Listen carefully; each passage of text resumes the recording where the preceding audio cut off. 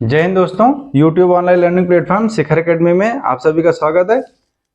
मैं आलोक आज current affair class में आप सबका स्वागत करता हूं। उम्मीद है सब लोग अच्छे होंगे। तो आज का जो टॉपिक है वो कल जो सुप्रीम कोर्ट का निर्णय आया था दिल्ली सरकार और केंद्र सरकार के मतभेद के बाद, ठीक है, मतलब इनका जो कॉन्फ्लिक्ट था सेंट्रल गवर्नमेंट और दिल्ली सरकार, ठीक है, इनके जो मतभेद थे कि अधिकारियों की नियुक्ति, तबादला, टर्मिनेशन, ये सब चीजें किसके अंडर में रहेंगी, किसके अधिकार में रहेंगी।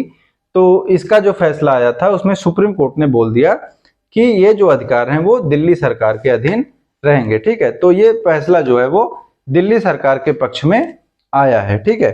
तो क्रमवार तरीके से एक एक करके चीजों को समझेंगे और अगर आप चैनल पे नए हो तो चैनल को प्लीज सब्सक्राइब कर लीजिए और वीडियो में अंत तक बने रहें, ठीक है।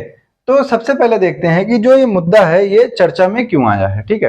तो चर्चा में आने का कारण क्या है कि जो सुप्रीम कोर्ट है, ठीक है, मतलब सर्वोच्च न्यायालय, भारत का सर्वोच्च न्यायालय जो है उसने क्या किया है, आईएएस अधिकारियों के तबादले के लिए, ठीक है, आईएएस अधिकारियों के तबादले के लिए, ठीक है, उनकी नियुक्ति के लिए, उनके टर्मिनेशन के लिए, इन सब के लिए जो अधिकार है वो दिल्ली सरकार को दे दिया है, ठीक है। अब ये अधिकार किसके पास होगा, ये अब दिल्ली सरकार के पास होगा, ठीक है।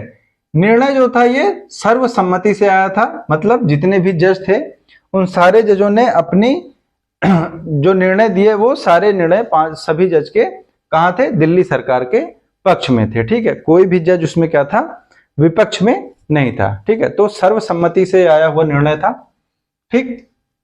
इसमें बताया गया कि सेवाओं के प्रशासन में, ठीक है, प्रशासन का मतलब होता है कि जो अधिकारी हैं, ठीक है, जैसे आईएएस हो गए, सचिव हो गए, ये सब जो अधिकारी हैं ये विधायिका के नियंत्रण में होने चाहिए, ठीक है। मतलब जो दिल्ली की लेजिस्लेटिव है, मतलब दिल्ली की विधानसभा जो है, ठीक है, दिल्ली की विधानसभा के नियंत्रण में होना चाहिए, ठीक है। इनके ऊपर जो अधिकार होगा, इनके ट्रांसफर का, टर्मिनेशन का, हटाने का, लाने का, ये अधिकार किसका होगा, दिल्ली की विधानसभा का होगा, ठीक है। और दूसरा चीज उन्होंने क्या बताया कि इसमें वो क्षेत्र नहीं है जो विधायिका से बाहर है, ठीक है।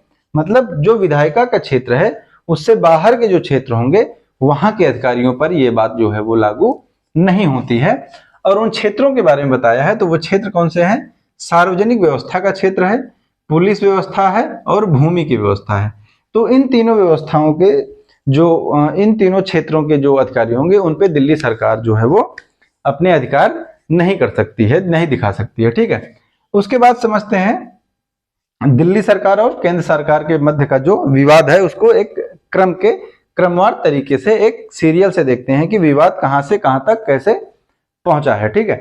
तो केंद्र सरकार और दिल्ली सरकार, ठीक है, इन दोनों के बीच में जो विवाद हुआ, इसकी शुरुआत जो होती है वो होती है 2017 से, ठीक है। 2017 में क्या होता है कि किसी एक मामले में हाई कोर्ट जो है दिल्ली का, ठीक है, कौन, दिल्ली का हाई कोर्ट, ठीक, दिल्ली का हाई कोर्ट जो है वो एक फैसला देता है कि जो उपराज्यपाल हैं, उपराज्यपाल जो है वो बाध्य नहीं होंगे फैसला मानने के लिए, किसका, मंत्रिपरिषद का, ठीक है, मंत्रिपरिषद की सलाह को मानने के लिए बाध्य नहीं होंगे, ठीक।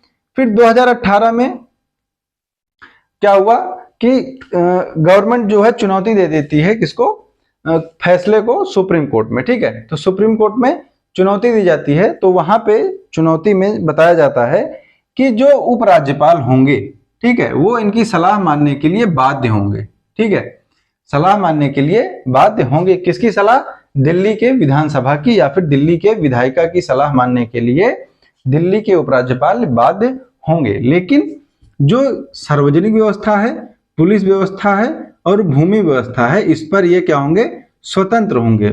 उपराज्यपाल क्या होंगे, स्वतंत्र होंगे, मतलब कि वो विधायिका की जो सलाह है उसको मानने के लिए बाध्य हो भी सकते हैं, नहीं भी हो सकते हैं, वो उनकी मर्जी पर है, ठीक है। उनका मन करेगा वो मानेंगे, मन नहीं करेगा वो नहीं मानेंगे, ठीक है। दूसरी चीज क्या बोला कि दिल्ली की जनता की भलाई के लिए, ठीक है, कि दिल्ली की जनता का जो समुचित विकास है वो हो सके, उसके लिए दिल्ली सरकार और एलजी इन दोनों लोगों को क्या करना चाहिए, समन्वय के साथ कार्य करना चाहिए, ठीक है।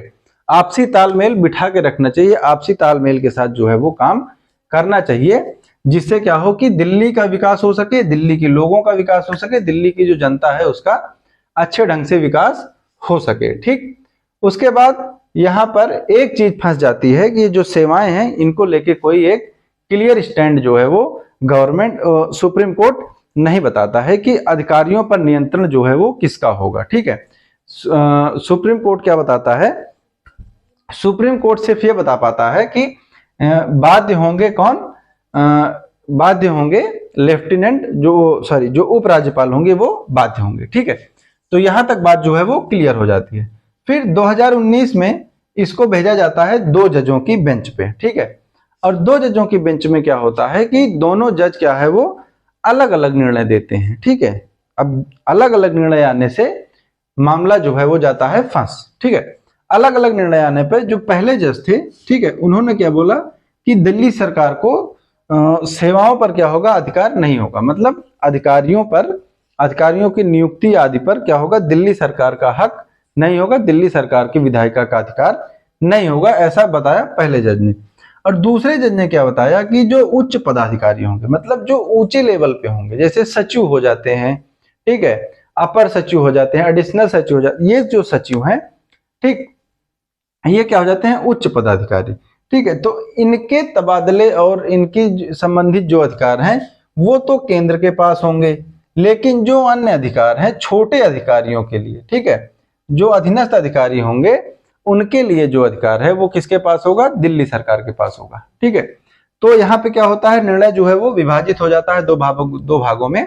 2 जज थे तो बराबर बराबर निर्णय आ जाता है, इसीलिए ये निर्णय क्या होता है, अब इसको भेज दिया जाता है 3 जजों की बेंच के पास। ठीक है, 3 जजों की बेंच के पास जब भेजा जाता है तो सुनवाई के टाइम उससे पहले ही केंद्र सरकार जो है वो एक याचिका दायर करती है, और याचिका दायर करके बोलती है कि ये मुद्दा एक संवेदनशील मुद्दा है। ठीक है, संवेदनशील मुद्दा होने के नाते दिल्ली क्या है, देश की राजधानी है और राजधानी पर निर्णय लेना है, इसके लिए इसको क्या हो कि संविधान पीठ के पास भेज देना चाहिए, किसको, इस पूरे मामले को।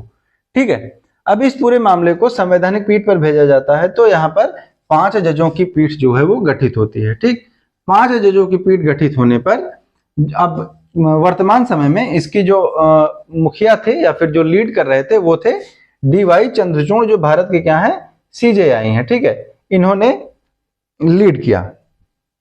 ठीक, अब 5 जजों की जब संवैधानिक पीठ हो गई तो वहां पे केंद्र सरकार और दिल्ली सरकार दोनों ने क्या किया, अपना अपना तर्क रखा अधिकारियों के कंट्रोल के लिए। ठीक है, तो यहाँ पे केंद्र सरकार ने क्या पक्ष रखा, केंद्र सरकार ने बोला कि दिल्ली जो है वो क्या है, वो कैपिटल है, देश की राजधानी है। ठीक है, तो अगर कोई भारत के बारे में सोचता है, भारत का नाम लेता है, तो उसके पहले जो चीजें आती हैं वो दिल्ली के बारे में आती हैं। तो इसलिए दिल्ली के विकास के लिए, दिल्ली की सड़कें अच्छी हों, ठीक है, यहाँ की इंफ्रास्ट्रक्चर अच्छा हो, यहाँ पे सुविधाएं अच्छी हों, इन सब चीजों के डेवलपमेंट के लिए जो दिल्ली में अधिकार है वो केंद्र को दे दिया जाना चाहिए। ठीक है, किसको दिया जाना चाहिए, केंद्र को दिया जाना चाहिए। ठीक है, ये पक्ष रखते हैं केंद्र सरकार। ठीक है, फिर नंबर आता है दिल्ली सरकार का पक्ष। ठीक है, दिल्ली सरकार जो पक्ष रखती है वो हवाला देती है संघवाद का। ठीक है, संघवाद, फेडरलिज्म। ठीक है, फेडरलिज्म का ये है जो है क्या बोलती है, हवाला देती है। ये क्या बताती है कि जो अधिकार है वो दिल्ली सरकार के पास होना चाहिए, क्योंकि दिल्ली की जो विधायिका है, ठीक है, उसके जो निर्वाचित प्रतिनिधि हैं वो दिल्ली की जनता के द्वारा चुन के आए हुए हैं। ठीक है, और दिल्ली की जनता के द्वारा जो प्रतिनिधि चुन के आए हैं वो दिल्ली के विकास को उनसे बेहतर ढंग से समझ सकते हैं, किससे, उपराज्यपाल से। ठीक है, और केंद्र से। ठीक है, तो क्योंकि ये क्या है, लोगों के बीच के प्रतिनिधि हैं। ठीक है, और लोगों ने इनको अपने मत का प्रयोग करके चुना है, इसलिए जो अधिकार है वो किसके पास होना चाहिए, दिल्ली की विधायिका के पास ये अधिकार होना चाहिए। ठीक है, तो ये अपना अपना मत रखते हैं, और इस मत के बाद फिर क्या होता है, सुप्रीम कोर्ट जो है, माननीय सर्वोच्च न्यायालय जो है वो अपना फैसला दिल्ली सरकार के पक्ष में सुनाते हैं और कहते हैं कि जो अधिकार है वो दिल्ली की विधायिका के पास रहना चाहिए। ठीक, तो एक महत्वपूर्ण तथ्य है उसको देख लेते हैं। महत्वपूर्ण तथ्य क्या है कि राष्ट्रीय राजधानी क्षेत्र दिल्ली को कब बनाया गया? तो इसको बनाया गया 69वां संविधान संशोधन 69th अमेंडमेंट, जो कब किया गया था? 1991 में, 1991 में। ठीक है, तो ये जो दिल्ली को एनसीआर बनाया गया था, ठीक है, नेशनल कैपिटल रीजन, राष्ट्रीय राजधानी क्षेत्र। ठीक, तो ये था आज का टॉपिक, ठीक है, जिसमें सुप्रीम कोर्ट के फैसले को हमने क्या किया, डिस्कस किया। और वीडियो अच्छी लगी हो तो अपने दोस्तों में शेयर करें, चैनल को सब्सक्राइब करें और लाइक, कमेंट और शेयर करते रहिए। धन्यवाद। जय हिंद, जय भारत।